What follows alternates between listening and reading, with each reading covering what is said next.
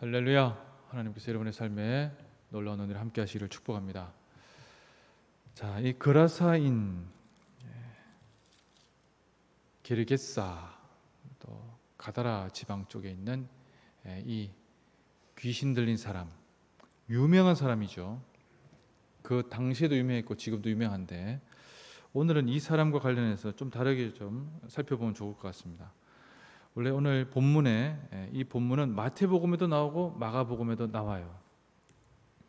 근데 이 그라사 지방이라고 하는 곳은 어디인가 하면 이 갈릴리 쪽에서 오른쪽 하단에서 쭉 지금은 이제 암몬 쪽인데 그쪽 요르단 쪽인데 10개의 도시입니다. 그래서 데가볼리라고 합니다. 데가볼리, 데카폴리스입니다. 데카가 이제 10이라는 뜻이고 폴리스는 도시라는 뜻이죠.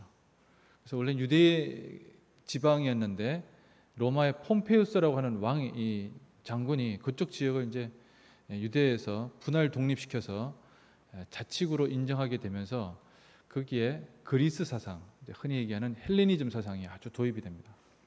그래서 그쪽은 다 이방 지역이면서 상업도 아주 활성화되었고 그리고 그쪽에 많은 사람들이 이 유대인들의 어떤 히브리적 문화나 양식보다는 다 그냥 이방 풍속이나 이방 모습을 띠고 있던 사람들이었어요. 그런데 이 데카폴리스에 누가 주둔하고 있었는가 하면 로마의 10군단이 주둔하고 있었습니다. 이 로마의 10군단, 이 로마 10군단의 주둔, 당시에 이 군단을 뭐라고 얘기했는가 하면은 레기온이라고 얘기했습니다.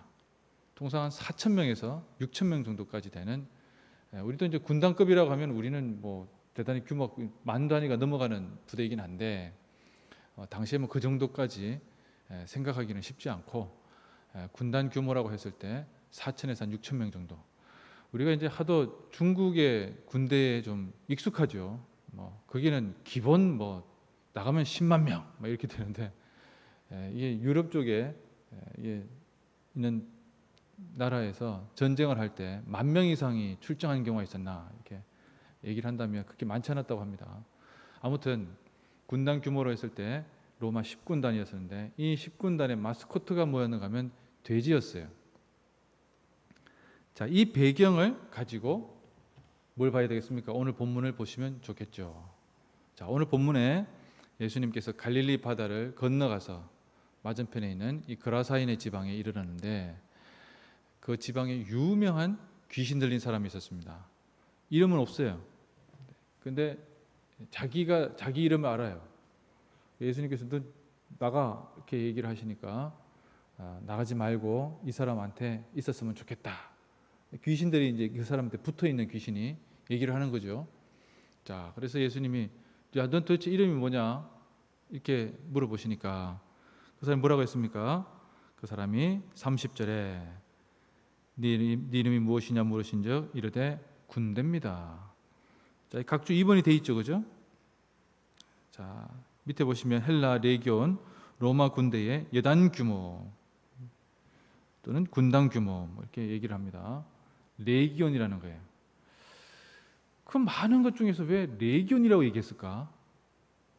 왜 자기가 로마의 부대의 이름을 얘기를 했을까? 그만큼 귀신이 많았다는 거죠. 4,000에서 6,000명 정도 됐으니까 얼마나 귀신이 많았겠습니까? 모르겠어요. 여러분 귀신 들린 사람을 본 적이 있습니까? 제정신이 아니죠.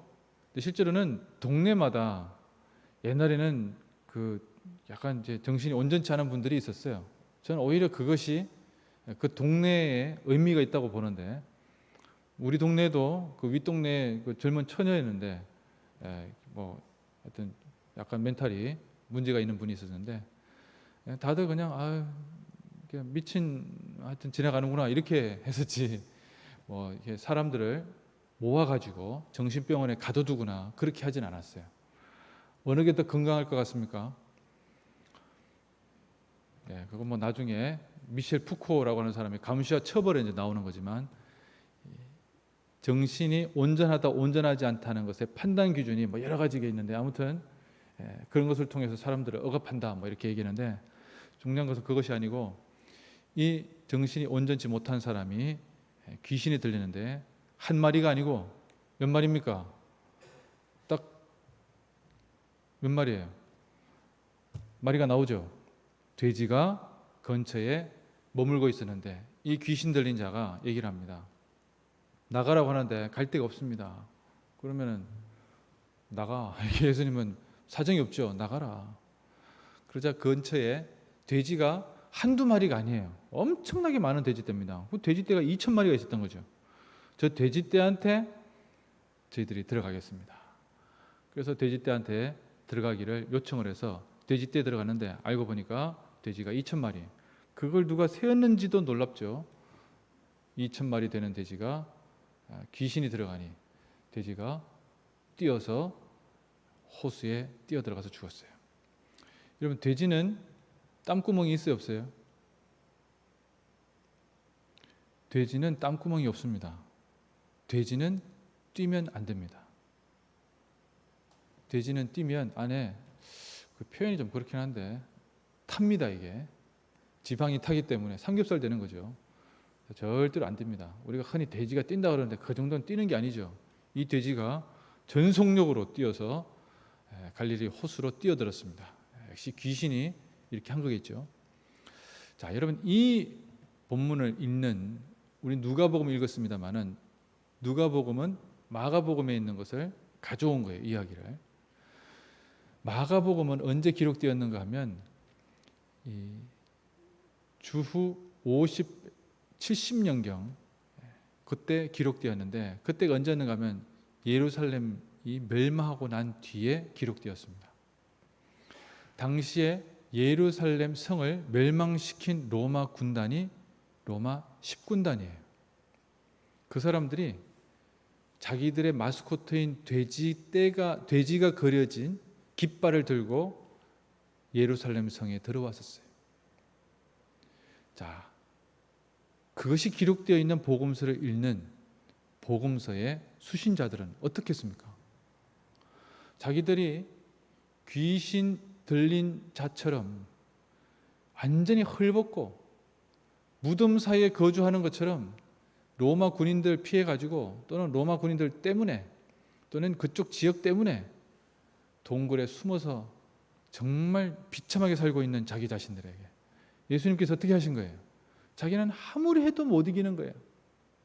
이 로마의 군단급의 귀신 같은 의미입니다. 도저히 내가 이것을 떨쳐버릴 수 없는 정말 힘들고 어려운 상황인데 예수님께서 어떻게 하신 거예요? 나가! 이렇게 얘기하니까 나갔다는 거예요. 그런데 심지어는 돼지떼에게로 가서 로마 군단 10군단의 마스코트인 돼지떼에게 겉으로 가서 그 돼지떼가 싹 다 죽었다는 거죠. 그럼 이 의미가 어떻게 읽히는지를 한번 생각해 보시면 좋을 것 같아요. 단순히 돼지가 죽었다.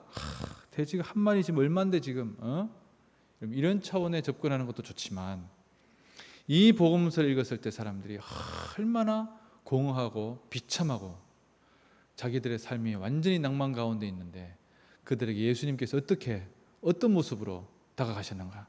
절망 가운데 있는 그들에게 그들을 해방시켜서 다시금 새 힘 얻게 하시고 다시금 가족에게 돌아가게 하시는 놀라운 주님으로 읽혀졌다는 것입니다. 그것이 바로 오늘 본문이 던져주는 메시지 중에 또 하나가 되겠어요. 사랑하는 성도 여러분, 우리가 말씀을 읽을 때 이 말씀이 나에게 힘이 되는지를 늘 한번 물어보셔야 돼요. 이 말씀이 나에게 힘이 되고 있는가? 그럼 귀신 들린 사람이나 주위에 그런 사람이 아니고서는, 또는 뭐 귀신 들리지 않았다 할지라도 답답한 마음 속에서 밤새도록 잠을 이루지 못하고 어떻게 해야 될지 모르는 상황 가운데 있는 그 사람들에게 여러분, 이 말씀이 나에게도 주님께서 내 속에 있는 이 정말 악한 영들, 내 영혼을 괴롭히는 이 악한 영들이 물러갔으면 좋겠다. 그럼 주님 앞에 기도하고 간구하면서 기도해야 되는 거예요. 새로운 희망 속에서, 새로운 용기 속에서 살아갈 수 있도록 주님께서 허락하여 주신다는 것입니다. 오늘도 우리가 삶 속에서 살아가면서 우리는 우리의 복음이 사람들에게 겁주는 게 아니에요. 새로운 희망 속에서, 새로운 용기 속에서 살아갈 수 있도록 불어넣는 것입니다. 오늘도 이러한 주께서 허락하신 복음 속에서 전하고 증거하는 우리의 삶이 되도록 합시다. 기도하겠습니다.